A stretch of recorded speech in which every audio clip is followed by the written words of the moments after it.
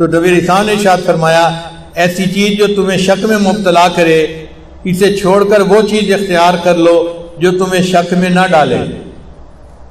رزق اللہ نے دینا ہے اور اللہ دے گا۔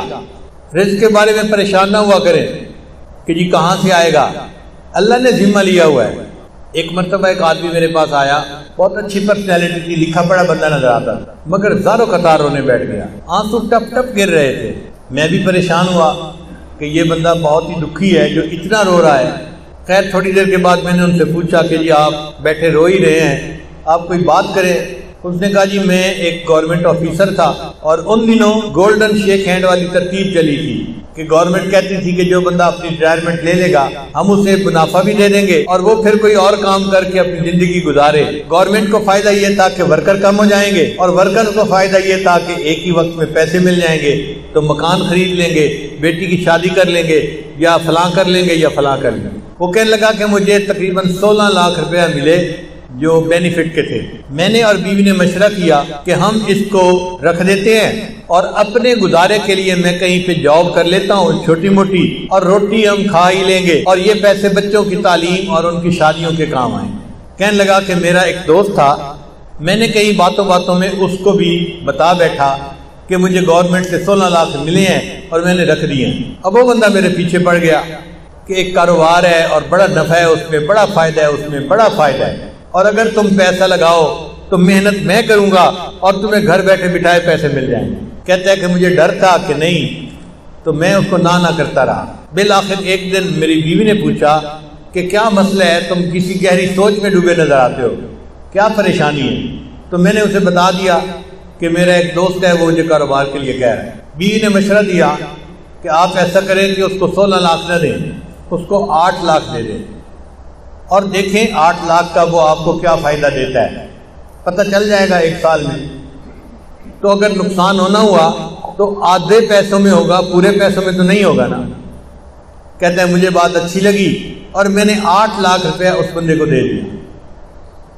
اس بندے نے کہا تھا جی آپ کو ہر مہینے 25-30 ہزار مل جایا کرے گا۔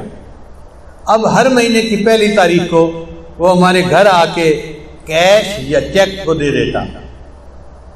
میں نے ایک چھوٹی موٹی جاب شروع کر لی اور ہمارا گزارا بہت اچھا ہو گیا۔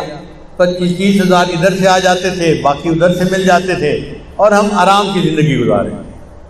1 سال پورا اسی طرح گزر گیا۔ تو میری بیوی نے کہا کہ یہ تو بڑا اچھا کاروبار ہے کہ جس میں اتنے پیسے دینے سے ہمیں ہر مہینے اتنے پیسے مل جاتے ہیں۔ سال گزرا تو میرے دوست نے کہنا شروع کر دیا کاروبار تو بہت اچھا ہے لیکن ہم نے پیسے تھوڑے لگائے ہیں، اگر اور زیادہ لگا دیں تو اور نفع ہو جائے گا۔ میں نے بیوی کو بتایا، اس نے کہا ہم نے 1 سال آزمایا ہے، دیکھا ہے شریف آدمی ہے، اچھا آدمی ہے، وعدہ پورا کرتا ہے، تو آپ اس کو باقی بھی پیسے دے دیں۔ کہتے ہیں میں نے اس کو باقی 8 لاکھ بھی دے دیے۔ اب باقی 8 لاکھ دینے کی دیر تھی، اس نے تو نگاہیں بدل لی، فون بات کرنی چھوڑ دی، میں مصروف ہوں ابھی کال نہیں لے سکتا، میں بعد میں کال کروں گا، میں یہ کروں گا، میں وہ کروں گا، اور جو ہر مہینے پیسے دیتا تھا وہ بھی اس نے ڈیلے کرنا شروع کر دیے۔ پہلی تاریخ کے پیسے 10 تاریخ کو دیے، پھر دوسرے مہینے اس نے 20 تاریخ کو پیسے دیے، اور تیسرے مہینے مہینہ ختم ہو گیا اور پیسے دیے ہی نہیں۔ اب میں نے اسے فون کیا، بھئی آپ ہر مہینے پیسے دیتے تھے تو ہمیں گھر میں خرچے میں تنگی ہو رہی ہے، آپ پیسے نہیں دیے اس مہینے۔ او جی میں نے آپ سے بات کرنی ہے، میں 2 بندوں کو لا کے آپ سے بات کروں گا۔ اب بات اس نے کیا کی، اس نے کہا جی کہ مجھے تو کاروبار میں نقصان ہو گیا ہے اور 16 لاکھ کے 16 لاکھ ختم ہو گئے ہیں، تو میرے پاس تو پیسہ ہی نہیں آپ کو دینے کے لیے۔ اور جو بندے لے کے آیا تھا وہ بھی اسی کے سائڈ کے تھے، اسی طرح کے، وہ بھی مجھے سمجھانے لگے اور کہنے لگے کاروبار میں لاس بھی ہو جاتا ہے، پروفٹ بھی ہو جاتا ہے، اب آپ نے اگر 1 سال پروفٹ کھایا ہے تو لاس ہو گیا تو لاس کو بھی برداشت کر لو۔ کہنے لگا میں بڑا پریشان کہ میرے 16 لاکھ روپے غبن ہو گئے، ختم ہو گئے۔ کہتے ہیں اس سے میں مقدمہ تو کر نہیں سکتا تھا، نہ میں لڑ سکتا تھا، وہ لڑائی میں مقدمے میں مجھ سے زیادہ تیز تھا، لیکن مجھے گلٹ تھا اندر ایک میرے صدمہ تھا کہ یہ میرے بچوں کے لیے پیسے تھے، میں اس کو محفوظ رکھتا تو بچوں کی پڑھائی میں کام آتے، بچوں کی شادیوں میں کام آتے، میں نے بچوں کے پیسوں کو ضائع کر دیا، لہذا میں نے خود یہ غلطی کی۔ کہنے لگا کہ اب میرے اندر اتنا گلٹ ہے کہ بس ہر وقت آنسو بہتے رہتے ہیں اور مجھے سمجھ نہیں آتی کہ میں کیا کروں۔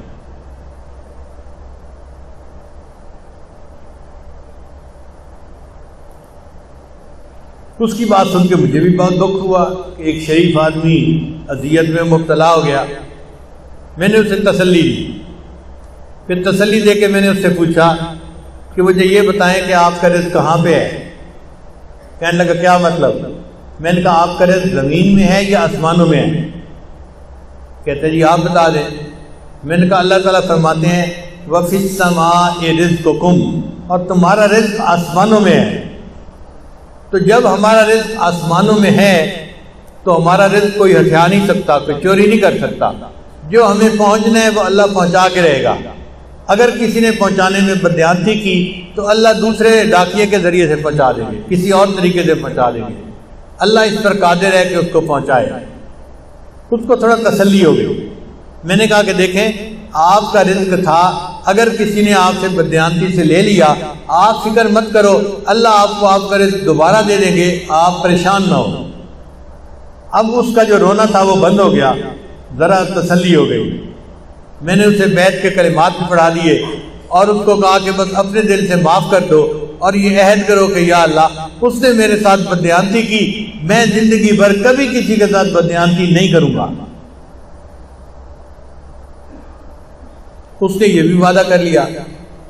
پھر میں نے کہا اچھا یہ بھی میرا وعدہ کرو کہ جب اللہ آپ کو آپ کی ضرورت سے زیادہ پیسہ دیں گے تو آپ زکوٰۃ پابندی سے ادا کریں گے۔ اس نے یہ بھی وعدہ کر لیا۔ لو جی میں نے دعائیں دے کے اس کو رخصت کیا۔ رخصت ہوتے ہوئے مجھ سے پوچھنے لگا حضرت اب میں کیا کروں؟ میں نے کہا کہ بھئی آپ کوئی ایسا کام شروع کریں جو پیسے کے بغیر ہوتا ہے، اللہ برکت دے دیں گے۔ تو ہنس پڑا، حضرت پیسے کے بغیر تو کام کوئی نہیں ہوتا۔ میں نے کہا سوچیں کوئی نہ کوئی کام ایسا نکل آئے گا، چاہے مزدوری کیوں نہ کرنی پڑے۔ لو جی وہ گیا اور اس نے گھر جا کے بیوی کو بتایا۔ اس کی بیوی کا غم بھی ختم ہو گیا کہ ہمیں ہمارا رزق اللہ دے دے گی۔ پھر بیوی نے اس کو مشورہ دیا، ہم دیہات میں رہتے ہیں اور یہاں جو کسان ہوتے ہیں نا یہ کھاد خریدتے ہیں شہر سے، اور ان پڑھ ہونے کی وجہ سے ان کو پتہ ہی نہیں چلتا کہ یہ کھاد کون سی ہے اور کون سی نہیں ہے۔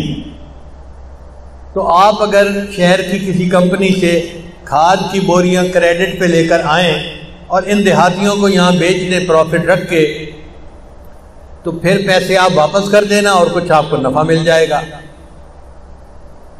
لو جی یہ بندہ کھاد کی کمپنی کے پاس گیا ملتان میں، ان سے بات کی کہ مجھے جی آپ 10 بوریاں دے دیں کریڈٹ پہ، میں آپ کو پیسے مہینے کے اندر واپس کر دوں گا۔ وہ کہے جی ہم تو آپ کو نہیں جانتے، ہم آپ کو کیسے دے دیں؟ یہ کہے جی میرے کاغذات دیکھو، میں اتنا آفیسر تھا گورنمنٹ کے اندر، یہ بھی مجھے جانتا ہے، یہ بھی جانتا ہے، یہ بھی جانتا ہے۔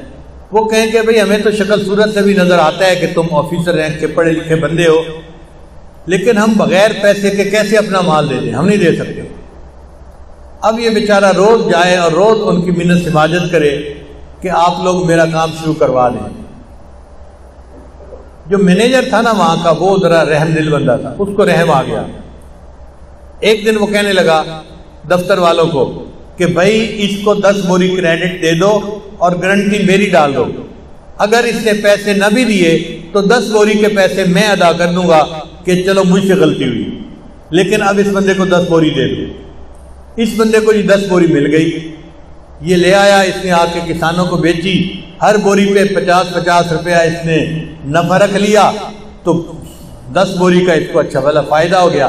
چنانچہ پھر یہ 10 کی جگہ 20 بوری لینے لگ گیا، پھر 30 بوری لینے لگ گیا، پھر 50 بوری کرتے کرتے ایک وقت آیا کہ کمپنی والوں نے کہا جی ہم آپ کو پورا ٹرک کریڈٹ پہ دے دیتے ہیں۔ اب اس نے کریڈٹ پہ ٹرک لیا اور لوگوں کو تقسیم کی کھاد اور ان سے پیسے لے کے واپس دے دیے۔ پھر ایک ٹرک سے 2 ٹرک اور 3 ٹرک اور ٹرکوں میں کام شروع ہو گیا۔ اللہ کی شان دیکھیں، کوئی 6-7 سال کا عرصہ گزرا ہوگا، یہ بندہ ایک دن میرے پاس واپس آیا، مجھے کہتے ہیں الحمدللہ حضرت آج میں 16 کروڑ کی پراپرٹی کا مالک ہوں۔ 16 لاکھ اس کے ضائع ہوئے تھے، اللہ پہ توکل کی، اللہ نے برکت رزق میں ایسی دی کہ 16 کروڑ کی پراپرٹی کا وہ مالک بن گیا۔ تو ہم کیوں اس معاملے میں شک میں پڑیں یا اپنے دل میں حرام لگائیں؟ دل میں تسلی رکھیں، اللہ نے جو ہمیں دیا ہے وہ اللہ نے ہمیں پہنچا کے رہنا ہے۔ جب اللہ نے پہنچا کے رہنا ہے تو ہم حرام کی طرف کیوں ہاتھ بڑھائیں؟ اس لیے جو چیز شک میں ڈالے اس کو چھوڑ کے اس طرف آ جاؤ جو چیز شک میں نہیں ڈالتی۔ اللہ تعالی ہمیں ایسے صاف پاک معاملات کرنے کی توفیق عطا فرمائے۔